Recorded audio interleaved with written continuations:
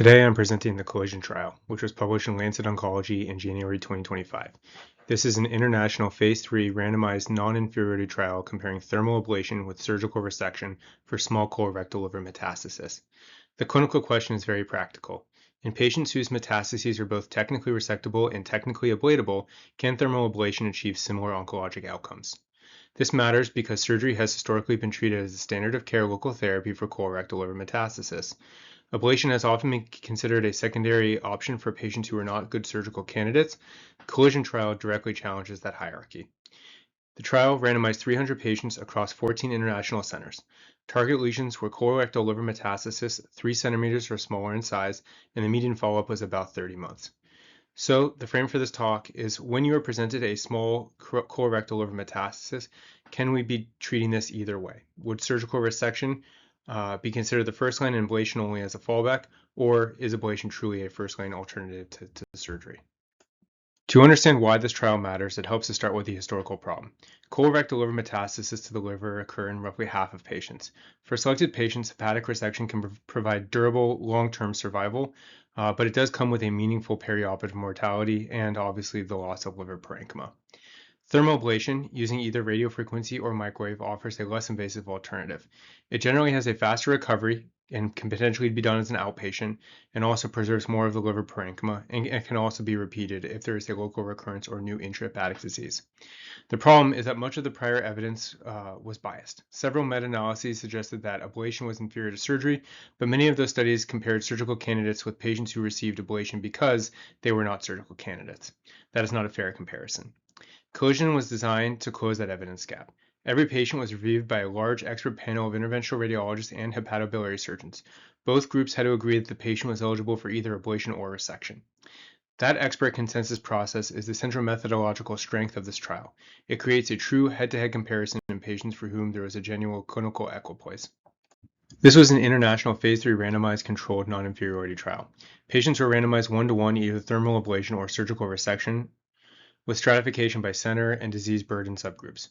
Enrollment ran from August 2017 to February 2024 and was halted in March 2024 at the interim analysis. Patients were excluded if they had extrahepatic metastases, prior local regional therapies, poor performance status, or a high anesthetic risk. They were eligible to be included if they had an ECOG performance status of 0 to 2 with up to 10 colorectal liver metastases, all less than 3 centimeters. The primary endpoint was overall survival. The non-inferiority margin was set at a hazard ratio of 1.3, and while the initial planned sample size was 618 patients, as mentioned earlier, the trial concluded at the first interim analysis at about 50% enrollment. The important point is not that it stopped, but it's why it stopped early. All 3 prescribed stopping criteria were met. The conditional power was greater than 90% for the overall for overall survival non-inferiority if the trial continued, the non-inferior local control, and the superior safety for ablation.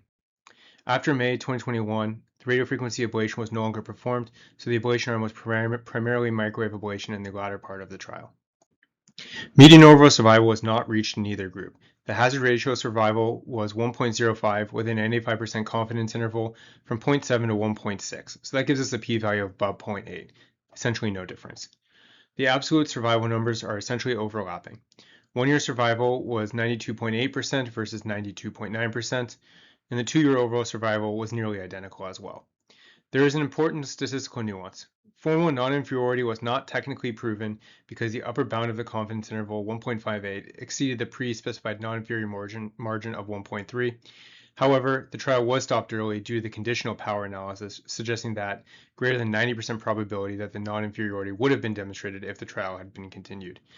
I think this is a technicality and can be ignored.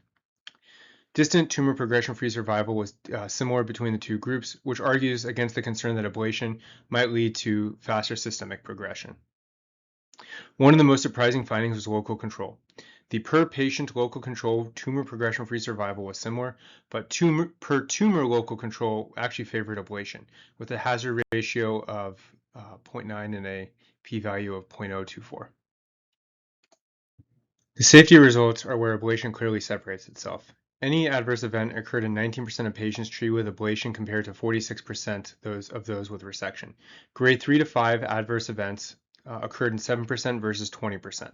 So serious toxicity was almost 3 times more likely in the surgical arm. Treatment-related deaths were also different. There were 0 in the ablation arm compared to 3 in the resection group. The surgical deaths included post-operative cardiac events and 1 case of sepsis with liver failure. Hospital stay also strongly favored ablation as well, with a median day of 1 versus 4 for those who got surgery. From a safety standpoint, it's not a subtle result. Ablation had fewer overall complications, fewer severe complications, no treatment-related deaths, and substantially shorter hospitalizations. The safety advantage is one of the pre-specified reasons for why the trial had to be stopped early. The Data Monitoring Committee and Institutional Review Board had to weigh whether it remained ethical to continue randomized patients when one treatment appeared substantially safer while efficacy outcomes were similar.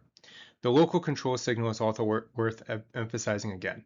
Per-patient local control showed a strong trend towards favoring ablation, and the per-tumor analysis was statistically superior for ablation. That finding challenges the assumption that surgical margins are inherently superior for small colorectal liver metastases. First, the Collision trial directly challenges the older retrospective literature. Earlier studies suggested that ablation was inferior, but they often compared non-equivalent patients, as mentioned earlier. Collision used expert multidisciplinary review to ensure that patients were eligible for both treatments. That makes this a much cleaner comparison. Second, the early stopping criteria caveat matters. We should not overstate the findings as definitive statistical proof of non-inferiority because of the quirks mentioned earlier, but we should not also ignore why the trial stopped. All 3 stopping criteria were met simultaneously, and therefore it is a highly impactful trial. Third, generalizability is important. These were high-volume centers with experienced ablationists and hepatobiliary surgeons. Ablation quality depends heavily on patient selection, imaging, tumor visibility, and of course, the technical expertise of the performing physician. So this should not be interpreted as saying that any ablation in any center is equivalent to surgery. It says that in appropriately selected patients treated in expert centers, thermal ablation can produce similar outcomes as that surgical resection with a substantially better safety profile. The comparison with prior studies is also useful. The field moved from biased retrospective meta-analyses to prospective registry data to now the first phase 3 randomized control trial. Collision is the strongest evidence so far that ablation should be considered as a first-line local therapy for small colorectal liver metastases. So how should this change practice? First, patient selection should mirror the trial. The strongest evidence is for patients with up to 10 colorectal liver metastases less than 3 centimeters with preserved performance status and no extrahepatic metastases. Second, ablation should not be reserved for only unresectable cases and should be considered a co-equal first-line therapy along surgery. Third, the safety signal should drive decision-making for many patients. For older patients, patients with comorbidities, patients with limited hepatic reserve, or any patient at a higher surgical risk, the safety advantage of ablation might be particularly attractive. Finally, this importantly requires interventional oncologists at tumor board. You cannot fairly counsel patients about ablation unless someone with real ablation expertise is part of the decision-making process. To summarize, I think there are 4 take-home points. First, overall survival was very similar between the thermal ablation and surgical resection arms for small colorectal liver metastases. It was a statistical quirk that strict non-inferiority was not met, but that was due to the trial stopping early due to the safety signal. Second, ablation had that dramatically better safety profile. There were fewer adverse events, particularly fewer grade 3 to 5 adverse events, and no treatment-related deaths. Third, local control was at least non-inferior, and on a per-tumor basis, it actually favored ablation, which challenges the traditional assumption that resection is always superior to ablation. And fourth, this is a paradigm-shifting trial for small colorectal liver metastases. Thermal ablation should no longer be framed as only a fallback for patients who can't get surgery. For these appropriately selected patients with the tumors that are less than 3 centimeters, it should be considered a co-equal first-line therapy. The practical takeaway is that treatment should be individualized as part of a multidisciplinary team that now actively discusses both options.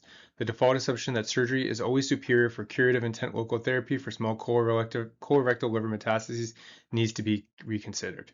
Thank you.